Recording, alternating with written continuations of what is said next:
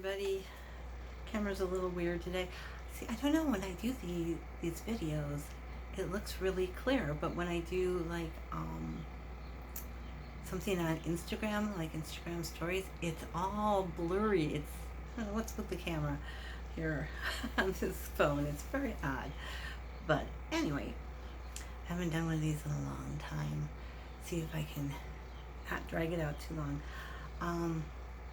This is Genesis 40 and 41, and it's been so hot here, and it's just been, my day job's been insane, and trying to get a business going, and the heat, and all the craziness from Corona, or from COVID. I mean, though I can relax a little bit now because we were told that at the end of last month that we would definitely be working from home for at least another 6 months. And recently, this month, we were told that the team I'm on would probably, they're like, just assume you're going to be working from home for until next summer. So it's like, and it might actually be longer, which is okay with me. It's fine. I hate the commute, so, and I don't like being in the office either. It's too noisy. Anyway, so chapter 40, Joseph interprets two dreams. Now, Joseph, if you remember, Joseph, was in prison because of his Egyptian master's wife lied about him, so he's in prison, and he interpreted two dreams in prison. Oh, and he interprets two dreams in prison. Got ahead of myself there a little bit.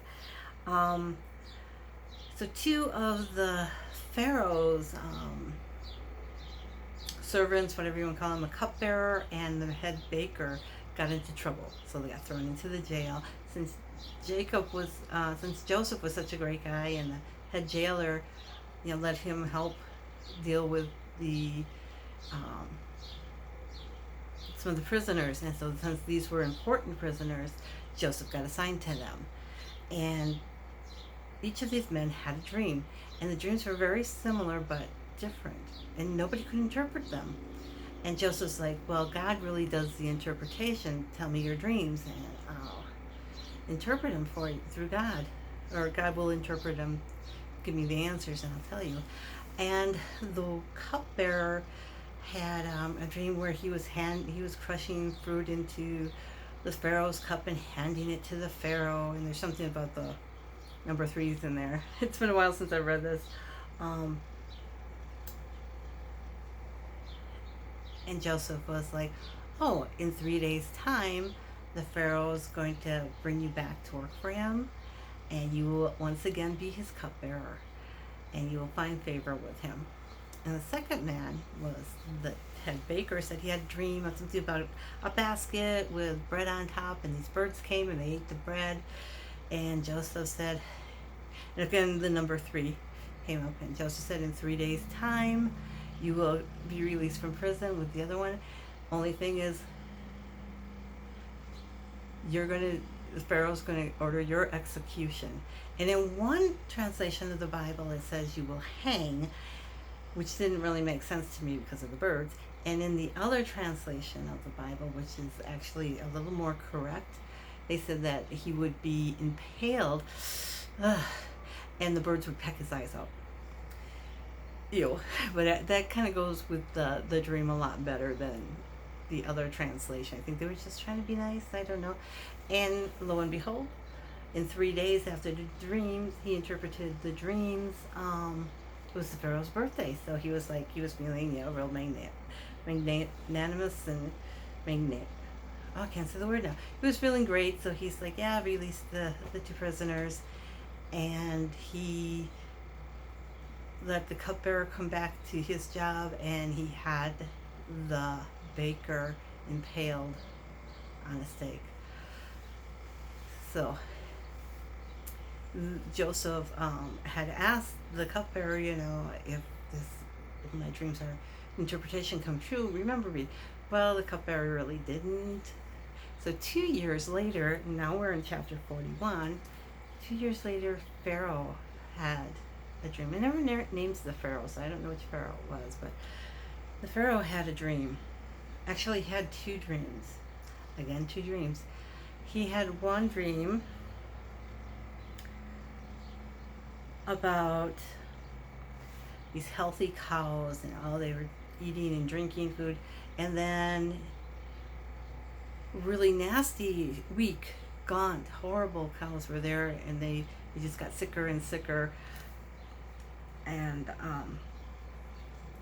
he woke up. Pharaoh woke up, and then he went back to sleep and had another dream to do with wheat or grain, might have been barley. And there's this 7 beautiful heads of barley or grain, we'll just say grain, and they were just healthy and wonderful, and they were devoured by, well, actually, it was the weak cows devoured the healthy cows. Sorry, getting myself mixed up here. The weak cows that he saw, the 7 weak cows, ate the 7 healthy cows. Only they never got they didn't get any bigger or anything. They stayed weak and unhealthy. And then he had the dream about the grain. So there were 7 grain, 7 heads of beautiful grain, and they were followed by sickly, weak, starved grain. And nobody could understand this dream. It's like, what's going on here? What's with these dreams? And the cupbearer went, I know somebody can interpret dreams. And he told Pharaoh what happened in the prison and the results. And Pharaoh's like, well, bring him here. So Joseph was released from the prison to come and interpret the dreams. And of course, this is a tricky part for Joseph, because it's Pharaoh. So if he gets it wrong, he's dead. It's like, ooh. So Joseph listened to the dreams, and he thought about it, and he probably did a little praying beforehand and stuff, so that God would talk to him. And Joseph was a bit of a prophet, and Joseph said both dreams are the same dream. They're just done a little differently. He said, Egypt will have 7 wonderful years where there will be plenty of produce. There'll be healthy, good rain, good ground. You're going to grow lots of food. You're going to have, the animals are going to be really have a lot to eat, and it's going to be a lot of abundance, and it's going to be wonderful. And Pharaoh's like, oh, well, that's great. And then he said it's going to be followed by 7 years of drought and famine, and there's not going to be any food, and animals are going to get sick and die, and people are gonna get sick and die. And Pharaoh's like, oh my God. And Joseph said, Joseph told Pharaoh to appoint a wise man. He said, get a wise man and have him start collecting food during these 7 years to put away for the next 7 years, so that you have storage, you have food, you have grain, you can feed the people. And so Pharaoh was like, all his heads of whatever were around him, and he's like, who's the wisest man here? I mean, he's like, I'm appointing Joseph as this chief. So he came like second in command of the Pharaoh. The Pharaoh gave him a ring, gave him power, gave him his authority.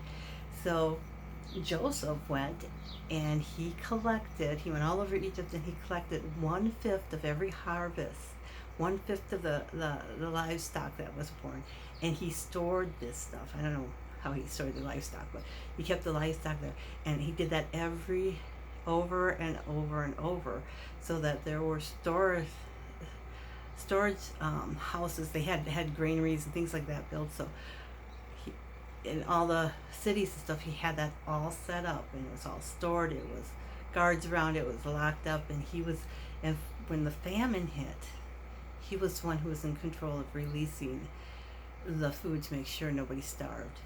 And during the first 7 years, Pharaoh also gave Joseph a wife, which is kind of interesting. She's the daughter of a priest of a foreign god, so it's kind of interesting.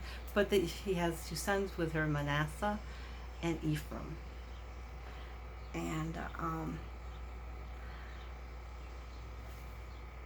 then the next couple chapters are all about the famine. So I hope you enjoyed this. Let me know, And if you like my videos, please subscribe. It would be wonderful. And tell other people about this if you're interested in learning the scriptures this way. It can be a lot of fun. I'm learning a lot of interesting things. So, oh, this video's gone long enough. So, until the next couple chapters. Bye.